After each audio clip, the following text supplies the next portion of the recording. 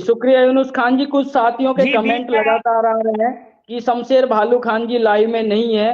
साथियों, शमशेर भालू खान जी भी लाइव में जुड़ेंगे, तो उनको थोड़ी पारिवारिक कार्य हैं। उन्होंने कहा है कि जैसे ही मैं फ्री होता हूं मैं तुरंत लाइव में आप सभी से मुखातिब हो जाऊंगा। आपके जो भी सवाल हैं उन सवालों के सभी जवाब देने के लिए हमने पूरी प्रदेश की कार्यकारिणी और कोर कमेटी को इकट्ठा किया है। सभी सक्रिय सदस्य जिनको अलग अलग प्रकार की जिम्मेदारियां दी गई हैं, वो सभी साथी हमारे साथ लाइव में जुड़ चुके हैं।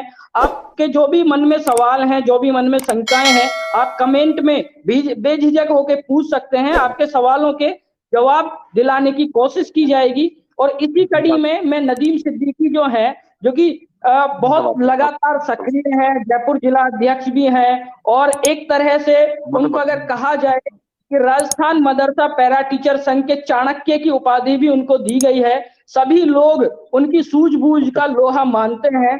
नदीम सिद्दीकी जी, अभी जो आईएएस पैटर्न जो चल रहा है, अभी इमरान जी ने बताया, यूनुस जी ने बताया, आप भी लगातार उनके साथ सचिवालय जा रहे हैं, तो आप जो 15 साल जो आईएएस पैटर्न में नहीं आ रहे हैं, उन साथियों को कहाँ खड़ा हुआ देखते हैं आईएएस पैटर्न में? 800 भाई, आईएएस पैटर्न में जो साथी नहीं आ रहे हैं, तो उसका तो सीधा सीधा सा लॉजिक है।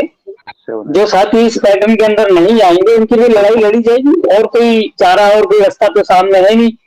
तो जो साथी नहीं आएंगे वो बिल्कुल आने के लिए संशोधन की मांग करेंगे। और स्टार्टिंग से ये जब से पैटर्न आया है तो ये की मांग हर वर्ग की या हर जो संगठन की रही है, तो इसमें संशोधन किया जाए।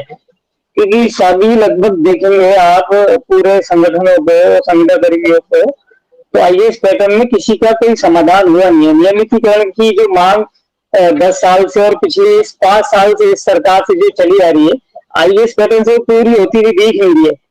किसी भी संगठन का काम उसमें जो नियमितीकरण का सपना जिसने देखा है हमने सभी संगठन कर्मियों ने, तो आईएएस पैटर्न से पूरा नहीं हो रहा है।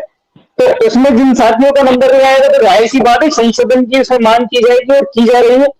तो संशोधन सरकार से मांगा जाएगा। और मुझे तो उम्मीद है, एक टाइम ऐसा होता है कि लगता है कि अब इसमें कुछ होगा नहीं, लेकिन जब मेहनत की जाती है और थोड़ा सा वर्क किया जाता है तो संशोधन भी हो जाएगा। और बाकी संशोधन नहीं होता है तो हमारा मकसद नियमित होना है, तो कोई दूसरे रास्ते से हम नियमितीकरण की तरफ अपनी लड़ाई को आगे जारी रखेंगे। ऐसा कोई मसला नहीं है कि 15 साल वालों का जो इसमें हल्ला उड़ा दिया जाए। हमें तो खुशी की बात है, 15 साल वाले हो तो 20 साल वाले हो, अगर किसी का नियमितीकरण सरकार करना चाह रही है तो उसमें इतनी देरी क्यों की जा रही है? अगर उन साथियों का नियमितीकरण सरकार करने की मंशा रखती है तो हम बिल्कुल स्वागत करते हैं, वेलकम करते हैं। हम चाहते हैं कि अगले महीने ये प्रोसेस पूरा बाहर आ जाए और 15 साल को लेना चाहे चाहे 20 साल को लेना चाहे, उनको फटाफट नियमितीकरण में लें, ताकि हमारे बाकी जो पीछे बैठे हुए साथी हैं उनको एक उम्मीद लगे और एक विश्वास हो। अभी तो हमें विश्वास ही नहीं है कि सरकार नियमितीकरण करेगी। तो 15 साल वालों का जो हमला हो रहा है कि वो नियमित होंगे, तो हम तो बिल्कुल उम्मीद करते हैं कि फटाफट अगले महीने उनको सरकार नियमित कर दे, ताकि हमारी जो एक उम्मीद है वो डबल हो जाए और हमें भी एक उम्मीद दिखने लगी कि हाँ नियमितीकरण हो सकता है। आईएएस पैटर्न हो या कोई अन्य नियम हो, तो उनके लगने के बाद संगठन कर्मियों का नियमितीकरण हो सकता है। क्योंकि लड़ाई इतनी लंबी हो गई है, इतना परेशान हो चुके हैं सभी लोग संघर्ष कर करके, सड़कों पे धरने प्रदर्शन कर करके, लेकिन एक भी साथी पूरे राजस्थान में अभी तक हमें नियमित होता हुआ नहीं दिखा है कि कोई नियमित हो गया। तो दिल को तसल्ली कर रहे हैं कि यार ये हमारा एक संगठन कर्मी साथी नियमित हुआ है। तो हम तो इस आस में बैठे हैं और इस आरज़ू में बैठे हैं कि कोई खबर हमारे सामने ऐसी आए और हम खुशी मनाएं कि फला फला साथी या फला फला बंदा नियमित कर दिया राजस्थान सरकार ने। तो सिर्फ अखबारों में और न्यूज चैनलों में, दूसरे आंकड़ों में हम नियमित होता हुआ दिख रहे हैं एक दूसरे को कि ये हो जाएगा वो हो जाएगा, लेकिन इसमें कुछ अभी तक है ना देखा जाए तो जीरो नियमितीकरण की जो बात की जाए, जीरो सेवा नियम में और बाकी चीजों में घुसा है।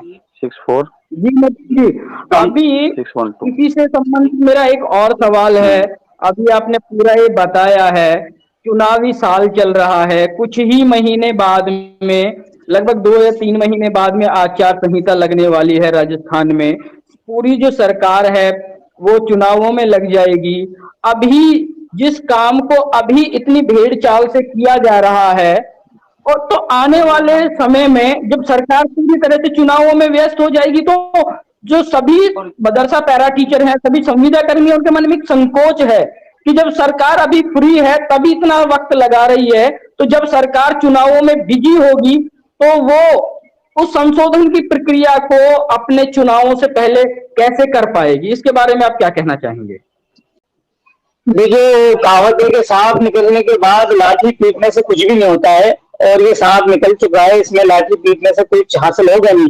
सरकार ने एक प्रोसेस पूरा बना दिया सेवा नियमों का, मानदेय देने के आधार और मापदंड सारे तय कर दिए गए हैं।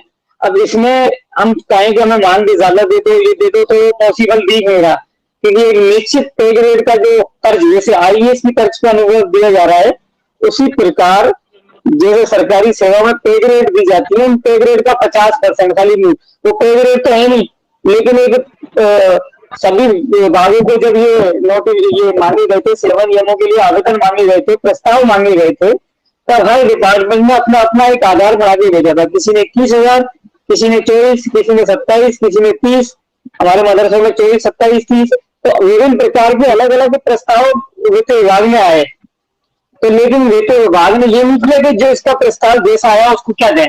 संकट यही आ गया, किसको कितना मानदेय दें। कोई 21 मांग रहा है उसी काम का, कोई मांग रहा है 27 उसी काम का, कोई मांग रहा है उसी काम का 30,000। तो सरकार ने क्या किया, एक तर्ज, जैसे आईएएस की तर्ज का अनुभव देने का भी निर्णय लिया गया है, तो बहुत पहले एक निर्णय किया गया कि उनको मानदेय देने का भी एक निश्चित मापदंड या एक फॉर्मूला बना लिया जाए, ताकि ये जो डिमांड्स है आती है अलग अलग, ये नहीं हो कि जिसका जैसा काम है उसको वैसा मानदेय दे दिया जाए, वो फिक्स हो जाए। तो उस टाइम यही तय हुआ कि ग्रेड पे जो सरकार देती है अपने कर्मचारियों को, और उसमें जो एक फिक्स मानदेय होता है प्रमोशन के बाद, उसका 50%, तो हमें 3600 पे ग्रेड, 2400 पे ग्रेड पे देखा होगा, ज्यादातर शिक्षा कर्मी राजीव गांधी 2400 और 3600 के बीच में आए। तो वो एक ग्रेड पे नहीं कह सकते आप, वो सरकारी ग्रेड पे, क्योंकि इसमें ना टीए डीए कोई महंगाई भत्ते वगैरह कुछ नहीं, वो एक मानदेय देने की एक तर्ज है कि मानदेय कैसे दिया जाए, मानदेय की स्केल बनाने के लिए। लेकिन हम चारों तरफ लिखते हैं तो बड़ा खुश होते हैं लोग, 3600 पे ग्रेड, 2400 पे ग्रेड। हालांकि वो पे ग्रेड नहीं है, वो एक पे ग्रेड है, फॉर्मूला है एक पे ग्रेड के जरिए कि सेवा नियमों में किस तरीके से मानदेय सेट किया जाए हर कर्मचारी का, हर काम करने वाले का। तो वो मानदेय जो बढ़ने की बात आप कह रहे हैं 29,600, और बाकी 9 साल बाद 3600 पे ग्रेड में कहा गया है कि 29,600, और जो 18 साल की सेवा पूरी करने का 51,000 उसको मिल जाएगा। तो मेरा मानना यह है, वो मानदेय कभी किसी को मिलेगा ही नहीं, मुश्किल है, वो पॉसिबल ही नहीं है वो मानदेय किसी को मिले। वो लिख दिया गया है उसमें फ्यूचर के लिए, लेकिन मुझे नहीं लगता कोई संविदा कर्मी वहां तक पहुंच पाएगा, बहुत मुश्किल है। क्योंकि जब हम सरकार से इतना सा कह रहे हैं कि हमारे 5 साल दे दो, हम ज्यादा नहीं मांग रहे आपसे, हमारे पूर्व अनुभव में से 5 साल दे दो, तो हम 5 साल ही नहीं ले पा रहे सरकार से अपने पूरे, तो 9 साल कहाँ से पूरे कर पाएंगे। दूसरी चीज है कि अगर हम 5 साल की सेवा हमें मिल जाती है तो हम नियमित होने की बात करेंगे कि हमें नियमित करे सरकार, तो 9 साल बहुत दूर की बात है। 9 साल से पहले 9 साल से पहले हम नियमित होने की बात करेंगे। दूसरी चीज ये है कि जो हमें नियुक्तियां दी जा रही है संविदा सेवा नियम में, तो ये मेन अंडरलाइन करने वाला बिंदु ये था, और करने वाला बिंदु ये था, हमें नियुक्ति 5 साल की दी जा रही है। हम हमारी नियुक्ति दिनांक के बाद हमारी हटने की तारीख तक उसमें लिखी जा रही है, 2028 में नियुक्ति तारीख को ये कॉन्ट्रैक्ट हमसे हो गया।